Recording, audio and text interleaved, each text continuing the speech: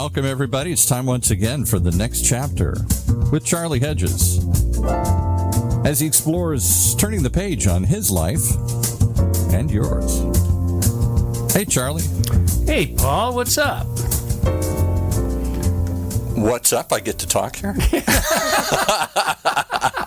That throws me for a loop. I'm doing good. I'm looking forward. What show is this? 282 or something? 282. Wow. Yeah, we're closing in on 6 years of doing podcasts together. Fabulous. So that's wonderful. But I tell you, our show today is going to be a special show. Our fascinating guest is Linda Rossetti.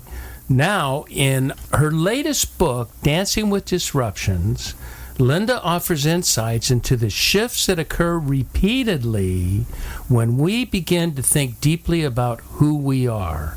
Often these shifts are found in the way we think about ourselves, and they come as a result of challenging disruptions. Regarding disruptions, Linda writes, "Despite popular beliefs to the contrary, I have come to understand that our times of disruption and upheaval are perfectly normal, common, as well as a signal for meaningful growth." On today's show, Linda and I will spend quite a bit of time focusing on my language, not Linda's, but the power of self-talk, and now Linda's language, how you might turn up the volume on your own voice, your own healthy voice. Linda Rossetti is a business leader with a Harvard MBA. Her latest book, Dancing with Disruption, comes after a decade of research and interviews with nearly 300 people. And with all that research, Linda brings some unexpected conclusions regarding the impact of significant changes that occur to all of us. Linda is the author of 2 books, Dancing with Disruption and also Women and Transition. She hosts a podcast with a brilliant title, Destination Unknown. I love that. Her work has been featured on NPR, NBC, Money Magazine, and several other outlets. So with that, let's bring on our guest, Linda Rossetti. Welcome to the next chapter with Charlie. Charlie, how are you? I am good. Thank you for asking. You know, Linda, 282 podcasts, I don't think anybody's ever asked me that. Oh, my goodness. Well, I'm happy to be here, and I would love to know the answer to that question. Oh, well, that's a show in itself, and it would be a rather dark show. Hard to believe, but congratulations to you and Paul on your work. Thank you. Wonderful podcast. Thank you. That's so nice of you to say. You know, I really am looking to have fun today. You know, in our chat and reading through your book and my notes, there's so many wonderful ideas for us to talk about.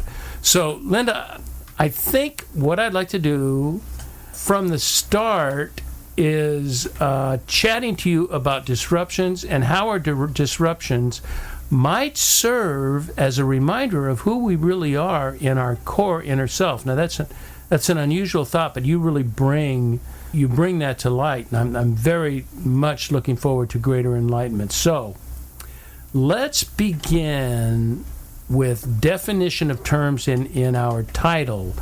I'm sure people have varying interpretations or definitions on what disruption is, and you have sort of a specific definition that fits your philosophy. Could you tell me what is disruption? Absolutely, and I appreciate that you're allowing us to start here, because I think it'll help everyone kind of as an on-ramp into the conversation, right? Disruptions are all around us, right? We took 5 minutes, we could come up with a list of many, many. As you said, the disruption that I focus on in the book and in my work is really about shifts that occur in our self-concept. You know, we're not really talking about the disruption that happens on the way to the office or on some other event where there's a break in the action, but we're quickly able to reset. Disruptions that I'm most concerned about or most interested in are those that really have to do with our thinking about who we are. And they very often express themselves when either we're on the heels of something unexpected that's happened, like perhaps a layoff or, the loss of someone special, or something that's expected, like, perhaps a milestone, like a special birthday or retirement, an empty nest. Or even when we have a realization, like all of a sudden we might one day say, well, wait a minute, losing my way, who am I? Right? All of these kind of initiating circumstances can bring us to what I call a disruption, which is really when we come to realize there's a shift, some kind of break in our thinking about who we are, self-concept. I really identify with that and like that very much. It has, but the disruptions, are they typically significant disruptions or everyday sort of, this is not the way I planned my life to be, or is it a combination of both? So it's a great question. It really, after talking with hundreds of people about how disruptions express themselves in our lives, the answer is it can be any and all of the above, right? For some person, a chance headline in the supermarket checkout line can, cause a significant response. And for someone else, it's something that, is perhaps, more complex and involved. But really, the work that I do is really focused on not so much identifying the initiating circumstance, which can be a wide variety of things. What I'm really interested in is the impact. So if whatever occurs, right, whatever your initiating circumstance is, it can be a feeling, it can be an event, it can be a realization. But when any of those things impact our thinking about who we are, or there's a shift in how we think about ourselves, I'm all ears, right? Because what I've found in my research is those moments really signals that allow us to respond differently. If we respond differently, my research told me that we can really have an incredibly positive impact on our lives. And it's not something that we talk about. In fact, it's much impolitic in life to think about disruptions in these ways. We're almost conditioned to kind of like tamp down or run the other way when we have questions about who we are, and yet it's those questions that if we can honor them and bring some new thinking to it, we can alter the trajectory of our lives in a very positive way. Yeah, I'm thinking that these disruptions can challenge our deeply held status quo, that we are sort of locked into who we are, and a disruption, if accessed well, will show us there's indeed a shift in I don't know if there's a shift in our core self, Linda, as much as in a shift in our perception of our core self, that we see. Yeah. Go ahead. Go ahead. I'm so sorry. Oh no, we just see a different side, to the story, and we're a rough cut diamond with many facets. So true. I love your picture of the diamonds and all the facets, and you make me think of this set of definitions. Right? You started us off with definitions, and there's two others that I think are worth introducing into our conversation, because when disruptions occur, it's oftentimes interesting to think about, well, how do we respond? Sometimes we can feel forced to respond in a certain way. And what I learned when I spoke with all these folks, and afterwards, after I finished talking with all these people, I went and scoured kind of the science of human development and all the scholarly research, and I found that at moments of disruption, there are two words that we often interchange in our society that mean very different things. Those words are change and transition. And in the wake of a disruption, when we kind of choose change, what's happening is we're pursuing kind of a goal-oriented outcome. We may be changing a job, we may be finding a new apartment, making a geographical move, but really what we're doing is we're leaving intact our self-concept. We're making variations or alterations kind of break the disruption. But that's very different, than what is happening when we pursue a transition in the wake of a disruption. Because transitions occur when there's a shift, what holds value and meaning to us. What it invites us to do is to welcome instability for a time in our self-concept. But really, what's happening is that, instead of a fixed self-concept that we're kind of supporting through a change effort, transitions really are about unknown outcomes, right? But what it invites us to do is to re-examine the assumptions upon which we anchor our self-concept. So, yeah, what you're referring to is, our perception of, even our awareness of who we are and what those beliefs are that kind of anchor ourselves. That might be part of the whole process, right? We may have to really come into thinking about what that is. And it's really a fascinating process. I remember there was this one woman in my research, her name was Lakshmi, excuse me, and she was somebody who was in her mid-30s. She said, all of a sudden, I'm kind of stuck.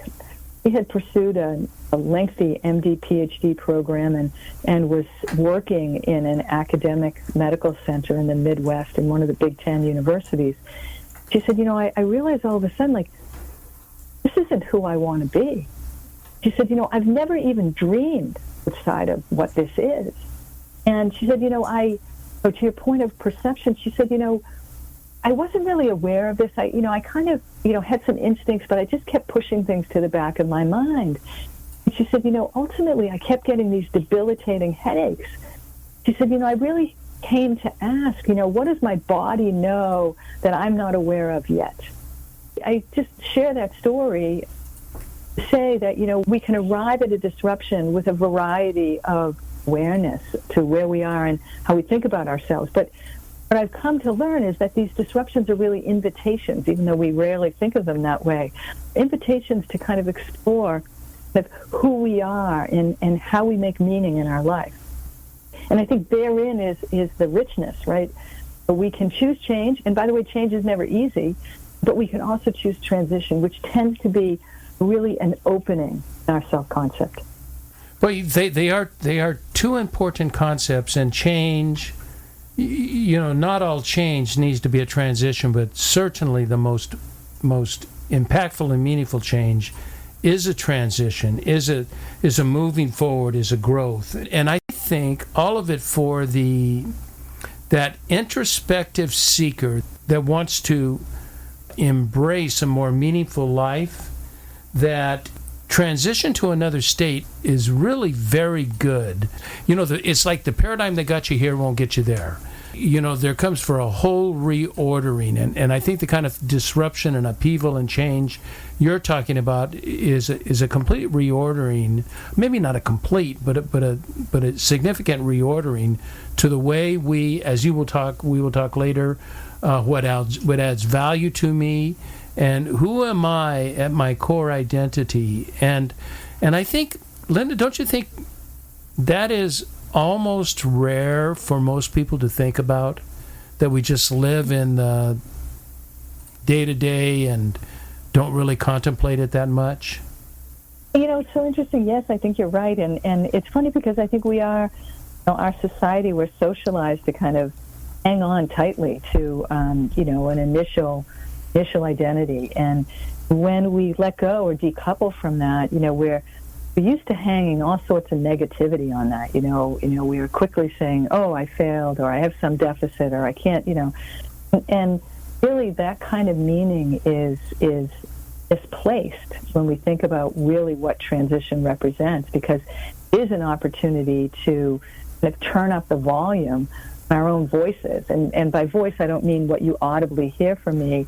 I mean what you're referencing, which is really this opportunity to kind of recenter on those things that are meaningful or valuable to us and who we are uniquely. And I love that your notion of introspection, because as I thought about how to write this book, Dancing with Disruption, I figured the workbook would probably be a whole lot better than a book. And so it's kind of a fusion. And in each of the chapters of the book, there are exercises that really are for self-reflection. And it's to help somebody who's going through this to make progress on the categories that presented themselves in the research that I did. And there's this very, very smart lady, her name was Ravenna Helson, and she did work at UC Berkeley for many years. And her work was all on this notion of how our identity shifts change throughout our lives, right? It can happen at 22, it can happen at 72, or it can never happen.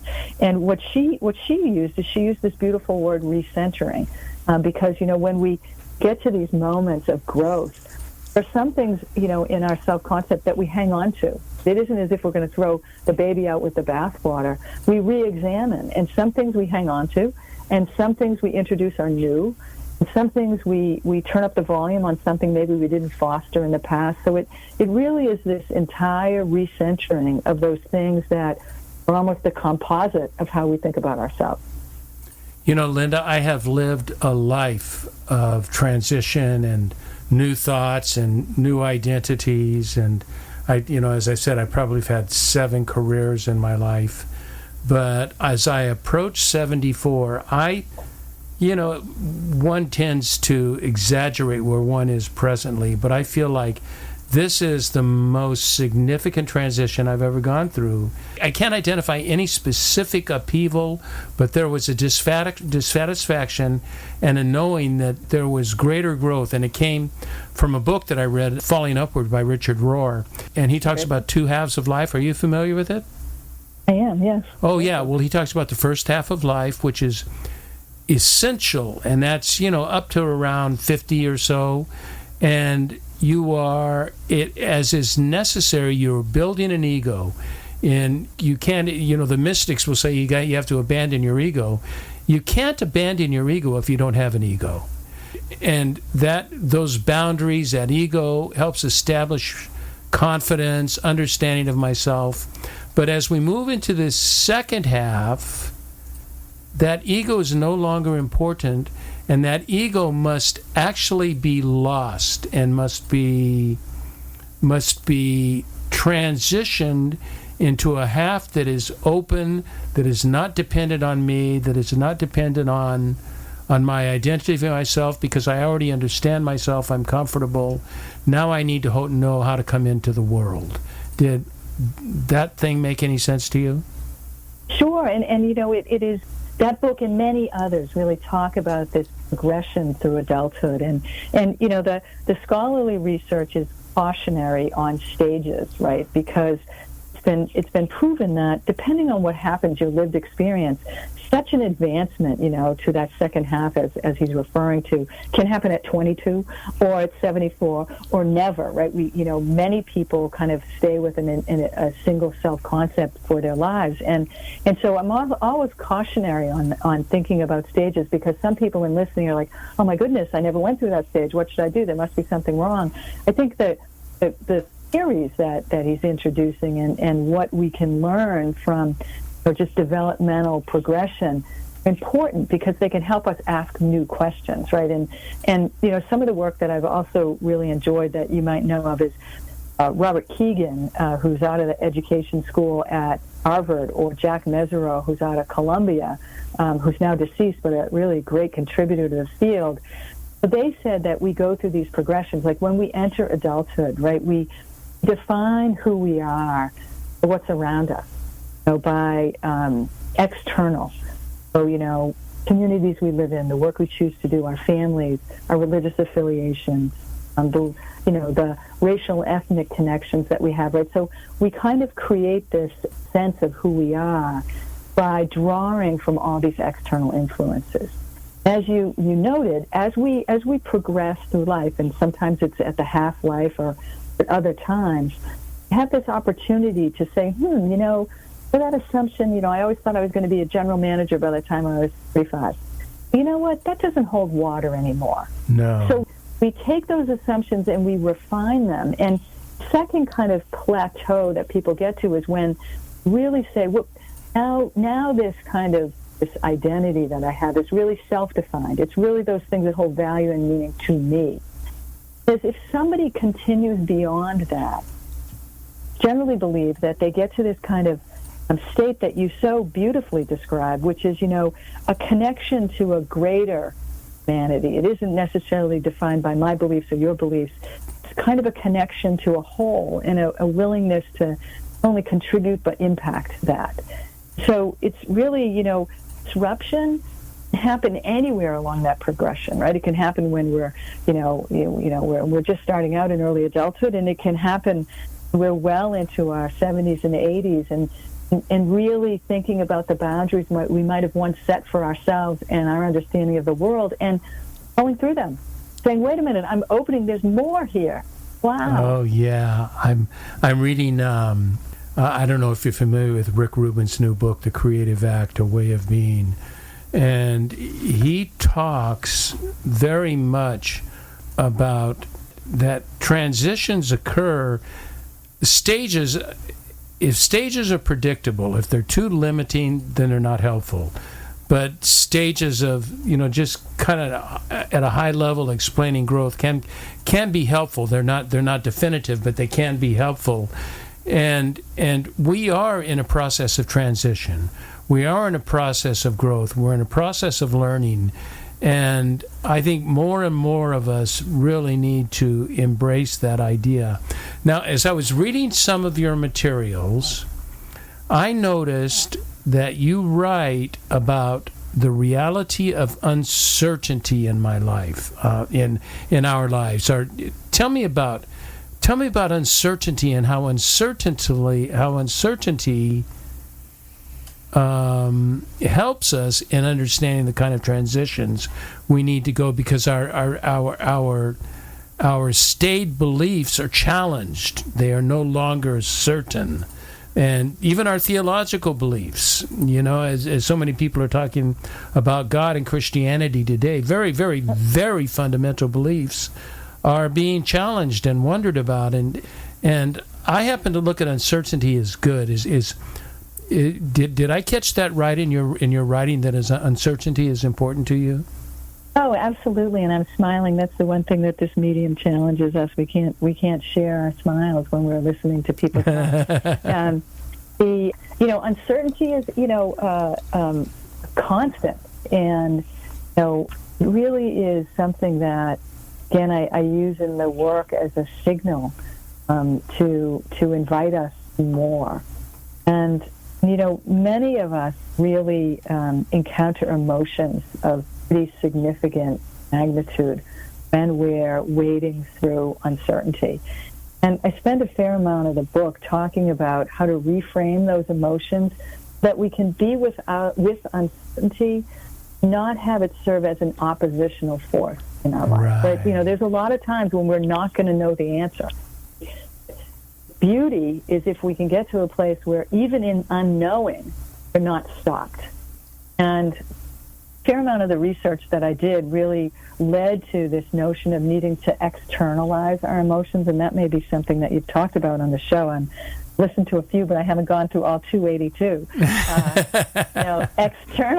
Externalizing means we really try to remind ourselves that we are not the emotion. The emotion is the emotion, right? So we are not fear. We are not, maybe countering fear, feeling fear.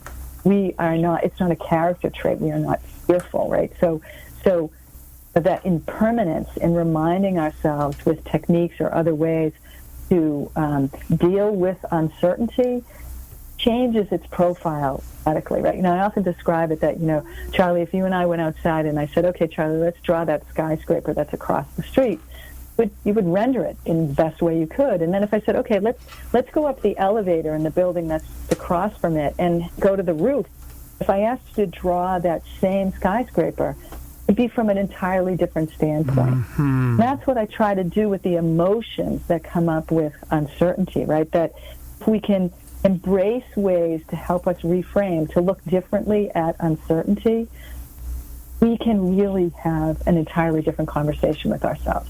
And I think that's the key, right? Because, this stuff is not easy, right? If we wake up, at 72 or 4 or 8 and say, wait a minute, I missed that entire, chapter. Hold on, I want to try this differently. There's more here. That can be terrifying. And I think that that's why in the book I spend so much time on it is, it needn't stop us. And that's why there's a technique in the book called HAIL, which is an emotional reframing technique that uses each of the letters of the word HAIL to help us with prompts. And we're going to close the podcast out on that, just to let you know, because I want to offer tools, but we are going to talk about At any rate, HAIL. That, uncertainty is certainly it's a byproduct, right? In transition, we're welcoming instability, so we don't know the answers. most of the book I'm trying to diffuse fear that surrounds that and help us be okay with not knowing. And I think there's some pretty good gems in there. It's a Japanese concept that I love, that's called wabi-sabi, and it talks about the beauty of things incomplete, impermanent, and imperfect.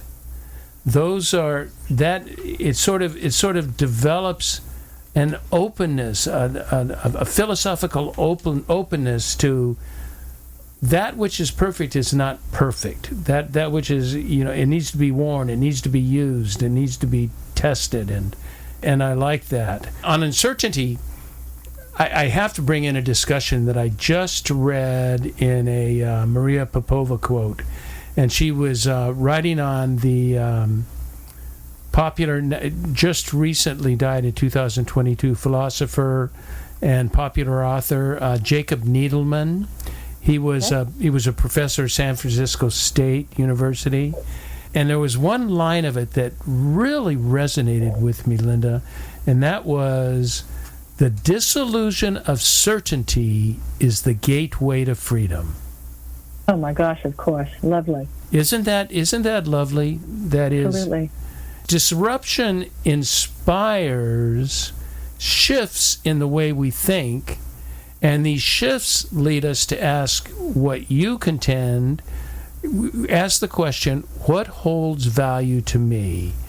Because if I think just what held value to me a year ago, a decade ago, my values, they're very similar. We're always the same person, but what word am I thinking of? The distinctions of them are all different. They're... Yes. Help me. Yes, you reminded me of a story, so maybe the story can help us. There was an interview I did that's covered in the book with a gentleman whose name is Arthur.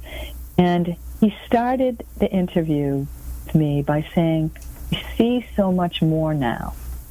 But the striking thing about Arthur is that he had lost his sight. He was completely vision impaired, and that was as a result of a degenerative condition in his eyes that in his 30s through his early 40s he lost his ability to see. I think it's so fascinating because what you're describing, Charlie, is this notion of seeing differently. And as our interview went on, he said, for the first, let's call it decade, that I was getting used to losing my sight, he said, my world became very small. The changes I made were to kind of draw inward. I felt less and less. I ultimately withdrew from the workplace. I made these changes. He said, really, my understanding now is that, thanks to transition, is that this wasn't about my sight at all. This was about how I perceive myself, I hold as valuable, and how I greet the world. He said, I can't see you. I don't know what you look like, what you're wearing. He said, but I see so much more now. And I think that is just, me, the most powerful story, because we can be like a lot of people think transition means I have to leave. I have to go somewhere new. What I've learned through my research is we can stay exactly where we are. What transition allows us to do is to see differently, through a new lens, and bring something that may be familiar into an entirely new light.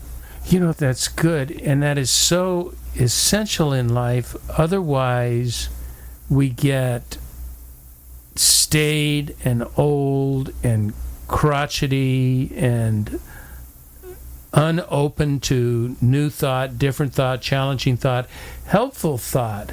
But fortunately, in your formula, it is disruptions and shifts that if we pay attention and don't sit and whine about them, but if we try to learn about them, we are driven to different ways of thought. Exactly, right? We get an openness that might not have been part of us prior, right? If we learn to respond differently, which I am hoping as people read the book or start a conversation about this with their friends, that they will have an opportunity to bring new questions to themselves. And that's the beginning of something fantastic. We have, one last comment on this. I want to go back to Needleman's, the disillusion of certainty is the gateway to freedom. And I think that is worthy of pondering and discussing because certainty is about rules, it is about structures, it is about predictability. And if we live in the wabi-sabi where it's incomplete, impermanent, and I always lose the other M, certainty is built to be dismantled. Because if we maintain certainty, there is no creativity, there is no new thought.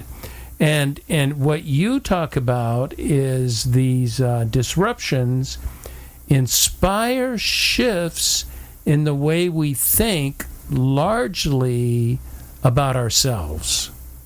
And that shifts lead us to ask, what holds value to me today? Not what held value to me a decade ago. And typically they're not radical shifts. They're step changes, not phase shifts. They're step changes that can lead to a phase shift. But we begin to think what our value is and what's different. And yes, it's so fascinating, isn't it? It really is. Breaks my heart that we really don't have the vocabulary for this in our kind of society. Because if we did, I think more people would kind of jump on the bandwagon. And you make me think, as you're talking about this dissolution of certainty, I come from the business world, Charlie, as you know, and there was a gentleman who I worked for many years who was the CEO of Iron Mountain, and he used to say, there are two types of leaders in this world. There are certain leaders and there are confident leaders. Certain leaders are those who know the answer. They're convinced they know the answer, and they're kind of waiting for everyone else to get to their answer. They try to apply their answer across the widest swath possible. And then there are confident leaders who are in opposition to that, who believe in people and themselves and have an openness that allows creativity and innovation to happen. And I've always held on to that because I find that, I can see that as I meet people and I talk about ideas with people, I'm not judging one or the other. I think that the challenge to all of us as we encounter disruption is to be able to ask ourselves questions about what the next step is we can take. And even if we've hung out in the world of certainty for a long time, that doesn't mean we can't benefit from exploring a little bit of what might be ahead should we choose to kind of track in a more stable, maybe impermanent way to try to kind of make a shift. Yeah, that's where I am in life today, and that's why I'm so excited and interested in talking about part 2 after our break. So I want to move on to identifying and living by what you call, we are our own self-audience, and our voice is a sense of self-expression. And so I think, we've discussed the factors that give permission to think differently, but how do we think differently? And you have some brilliant ideas that I want to talk to.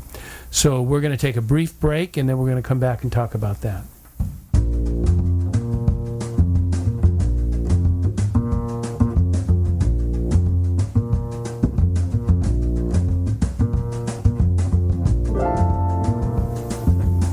Hi, all. This is Charlie Hedges with the Next Chapter with Charlie. I'm so glad you've joined us. And my special guest today, Linda Rossetti, is really special. She's learned, researched, interviewed, and she really works on the relationship between disruptions the challenge of certainty, the challenge of always living life in the same mode instead of thinking, what might I do to progress to an even greater state of being?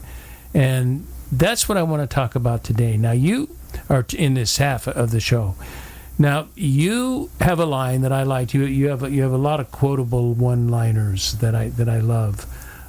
You told me we are our own self-audience. Can you tell me about that? Sure, Charlie. And it comes out of this notion, and we've been talking a lot about, do we pursue change? Do we pursue transition when we encounter a disruption? It can all sound great and fine, but a lot of people turn to me and say, Linda, how do you do this? Like, this is great. I'm interested. I would love to be an openness to where I am, but I'm not entirely sure how to do that. I'm not sure what's next. So there are a handful of ideas that I offer in the book, and one of them is to use storytelling as a technique to try to envision or get our arms around those things that might be emergent for us, right? The new ideas, the new things that might, we might turn up the volume on in terms of the things that hold meaning or value to us. In terms of storytelling, I often say we are our own first audience, right? So there's an imperative for us to get storytelling right, because if we say, kind of, I guess, the Eeyore syndrome, oh, I'm terrible, I can't do this, that's our story, we're going to believe it, right? So we do believe it, yes.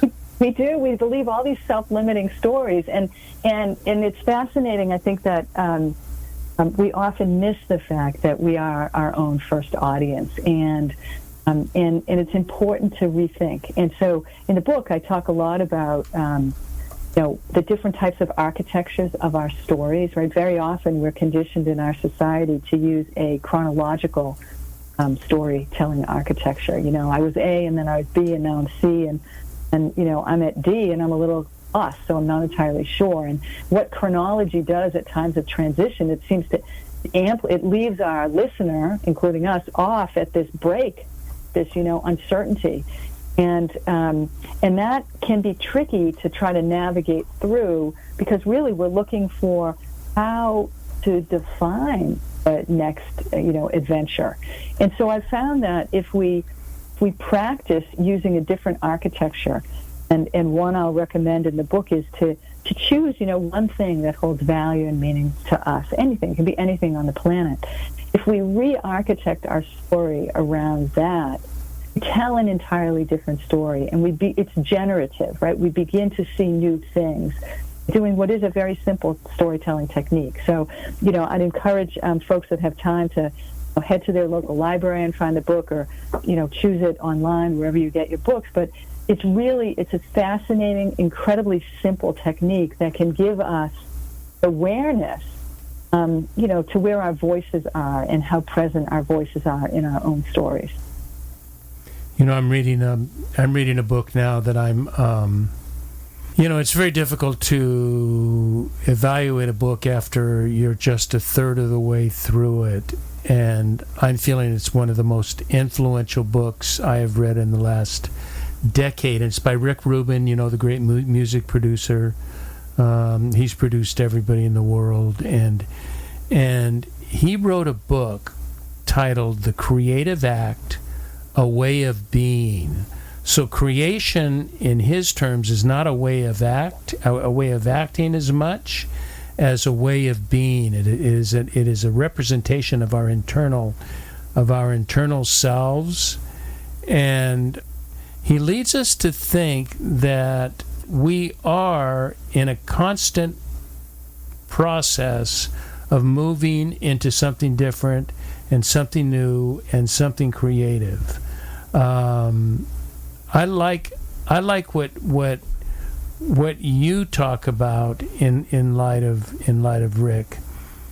You talk about voice, and that voice is our sense of self-expression. And I'm coming to believe, Linda, that the common trite phrase is you are what you think you are, but you really are. If you think too strongly, you limit yourself to who you think you are.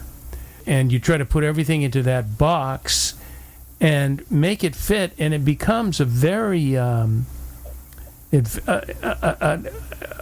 box that you can't invade. You can't get inside of it because the structures around it are so tight and so deep and so strong that you can't touch who you are. But you talk about our voice as a sense of genuine self-expression. And, I have notes under that, but I want to hear your comment on what does it mean to have a sense of self-expression? Sure, and I thank you for the recommendation on Rick Rubin's book, The Creative Act. I'm fascinated. I can't wait to Have you read it? I didn't know of it. I have not, so I'm really interested. Oh, my goodness. So Get ready. Excellent. So, this notion of voice, let me just give you a touch background on why it comes into the work that I do, and then I'll answer your question. Right? A lot of people, when they came into my interviews, would come in and say, I'm here because of X, and they would share, that they thought the transition was that they were going through, right? I've had a layoff. I've broken up from a marriage. I've gotten remarried. I've had a loss. I have a break in my faith or understanding. For so many different. Many had a new physical limitation, right? All sorts of things came in, and people believed that these events or circumstances were the transition.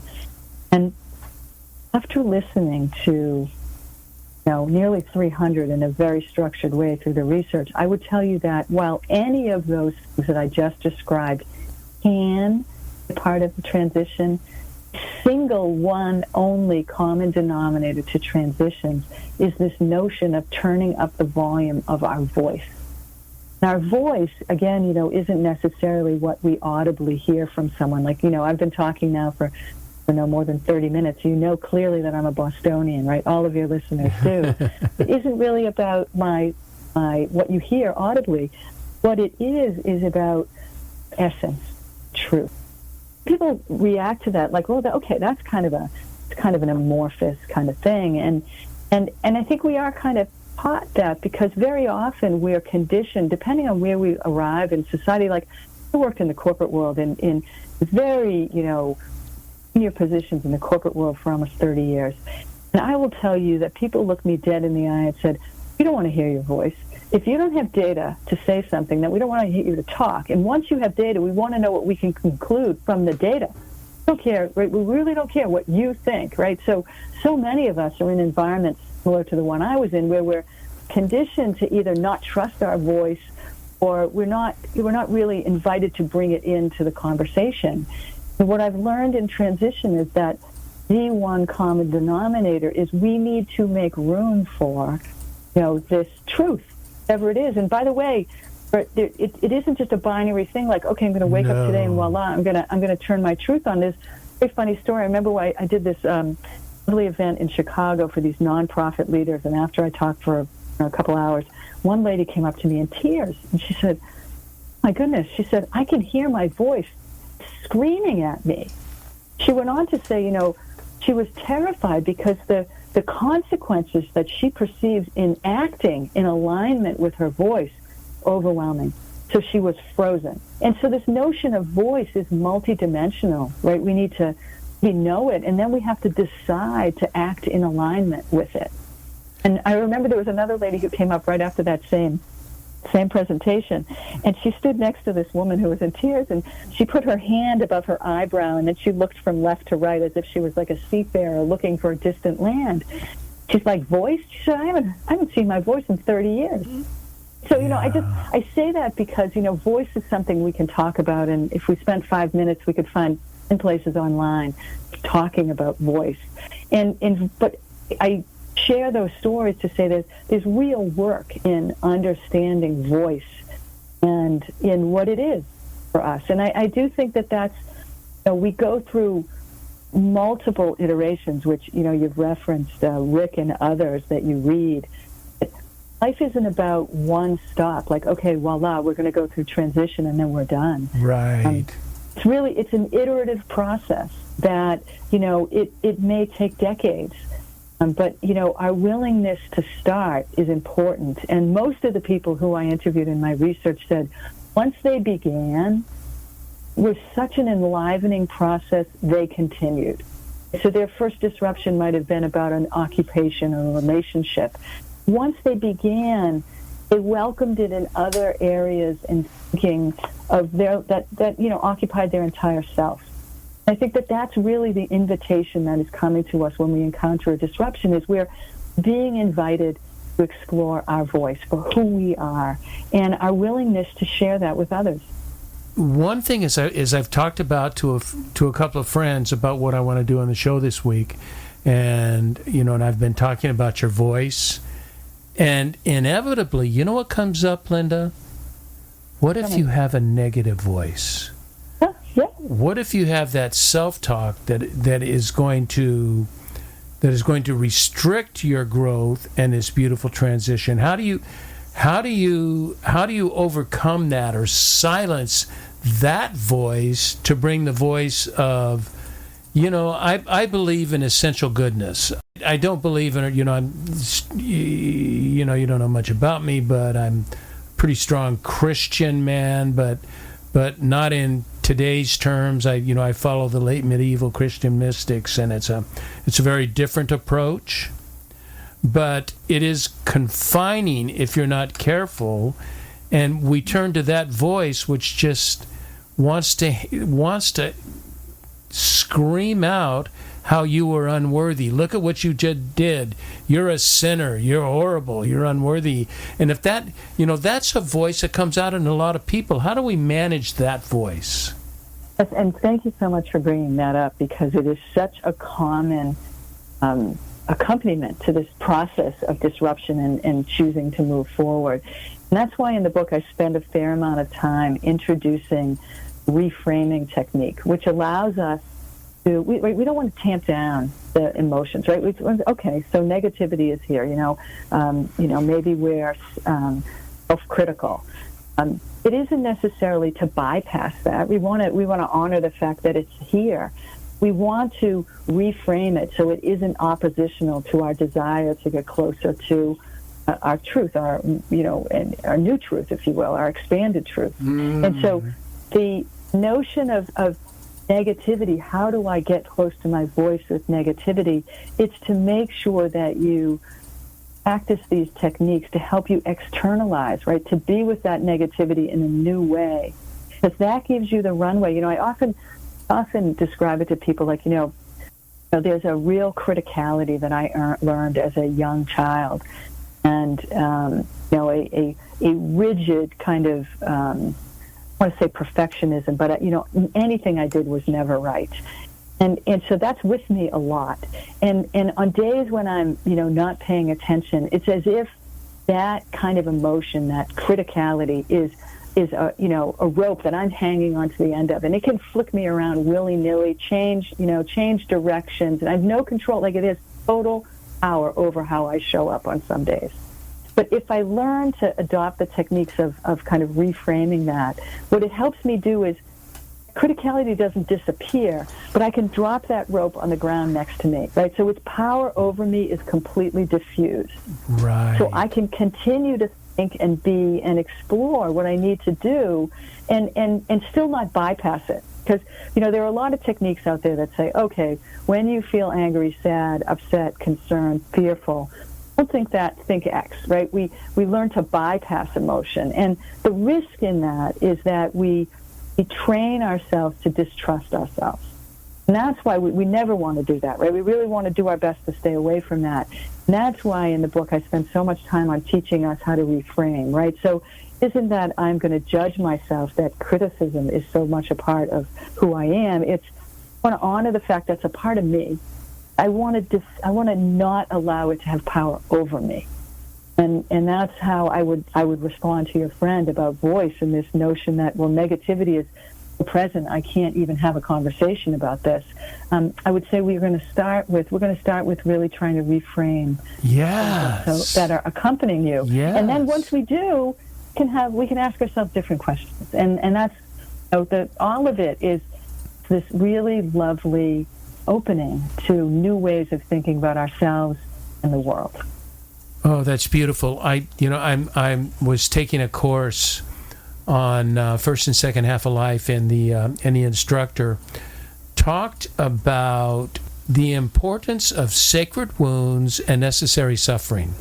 And many of the things that we are critical about ourselves and that makes us a bad person are somehow in competition with social norm, and that we don't fit social norm, and so therefore if we don't fit social norm, we're not a member of this group or that group.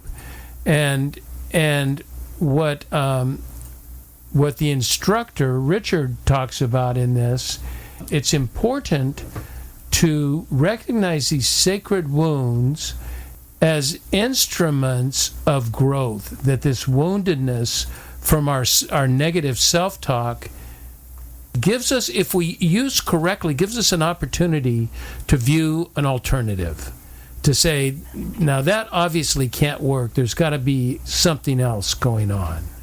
I will tell you, I completely agree with. I'm hesitant. I don't know all the things that you are being taught about that, but this notion of honoring all of our experiences, and each have something we can draw from to inform where we're headed. We don't want to be past focused in that we don't want the past to define our future path. We sure would like to be informed by it, because there is a real richness to the wisdom that comes out of that. And in the book, I talk a lot about questions that we can ask ourselves to kind of get at what I think you're referring to as sacred wounds, right? We ask ourselves about, like an emotion like despair that comes up. The book encourages us through reflections in every chapter to recognize what meaning despair, if that's the emotion, holds in our life, to not through judgment, but to open ourselves to recognize what the linkages are in our experience about despair. And then it in a very generous and supportive way draws us to considering what we might learn in the presence of despair, right? Right. Again, unique in our Yes. experience, and it goes to this notion that says, again, we're not going to judge. Just going to say, okay, let's just consider for a moment there's an opportunity that this might be present for us, help us learn something. Might that be? And it's fascinating. I've done this with so many people, Charlie. It's fascinating what people come up with. I have. I'm going to hold a class on. It's for people who are pursuing sort of Christian mysticism, and the class is The Benefits of Sin, and how our brokenness guides us into the grace of a loving Creator, and drives us into, okay, maybe I can alter some of my behaviors, maybe I can't, but I can alter some of my behaviors, and so that's helpful. Now, what I want to, I'm looking to kind of come to a close here. However, I have some notes on we are our own first audience, and I have 1, 2, 3, 4, 5, and I'm going to let you comment it in one section. So here are my notes, and tell me if they're in line with what you think, and if there's anything that sparks the creative insight of Linda Rossetti. And these are this: our voice is a sense of self-expression. This is our truest and deepest core. It is the essence of our inmost essence. It is the essence of our inmost being and truth. And I like this. Virtue is not an advisor, or not virtue. Voice is not an advisor, but more of a reminder of our purest nature. The voice that we want to turn the volume up is not an advisor, but we're reminding others, and we're reminding ourselves of our purest nature. And then I have this: if your voice is abusive, it's not your true self, it's a false self that is sort of a perversion of your true self. And my final statement: transition requires turning up the volume on your own voice. Now, that's a whole podcast right there. But I love it all. I love it all, and yeah, well, it's coming right from you, so. Well, I clearly am biased, but I do think that this notion of turning up the volume on our own voice is something we can all hold in our heart, and I really appreciate your willingness to talk about, some of our own self-judgment, right? When we say, well, we're broken or flawed, or we've had some terrible experience, and therefore we're defined by that. I think that in my work, so many people came in having had trauma, and it's something that I've learned that through transition we can learn to reframe that trauma and understand how even in an odd sense is a gift, can allow us to give that much more to those around us. And the important thing about turning up your voice, because when I first heard it, I was thinking it's turning up your voice in your social context, but it's really much more of turning up your voice to your inner self, giving credence to what is value to you, and that you are repeating that is your voice, that is your essence. Now you can share it with the world, but you have to first own it. Very true. Linda Rossetti, you're amazing. And one more thing before we close. I understand you teach people about this, and you have a coaching certification process. Can you tell us about this? Because I think more people, could benefit by working with you on this. Yes, so I offer a certification course for coaches or advisors or social workers that work with others navigating disruption and transition, and really uses my research and the methods. It goes beyond the methods that are introduced in the book, but it's centered on a lot of the themes that are in the book. And people who are interested, you can find out at my website, lindarossetti.com, has all the information. Okay. And, okay. And it's an exciting time. We are in our society faced with an accelerating amount of disruption everywhere, right? From our economy to technology to our notions of society and culture and faith and all sorts of things. And so my suspicion is a capacity to navigate disruption is critical. So that's the reason why I teach other coaches, so that we can really educate more people to be successful at this, because it's not going away. Yeah, this is a direction of life in the next new age, which we're in right now. I so appreciate that. So, Linda Rossetti, this has been a very fast hour, and in my mind, a brilliant conversation. You and I could talk deeply for hours, and if I drank, we'd probably have a bottle of wine. But I just, I want to thank you so much for being willing to be a guest on the show and offer us such valuable insight. Charlie, it's been my absolute pleasure. Thank you for inviting me. I've loved the conversation, and I wish the best to you and all your listeners. How kind of you. Thank you, Linda. You're the best. All right. I want to thank all our listeners for tuning into the next chapter with Charlie. Until next, this is Charlie Hedges signing off. Bye for now.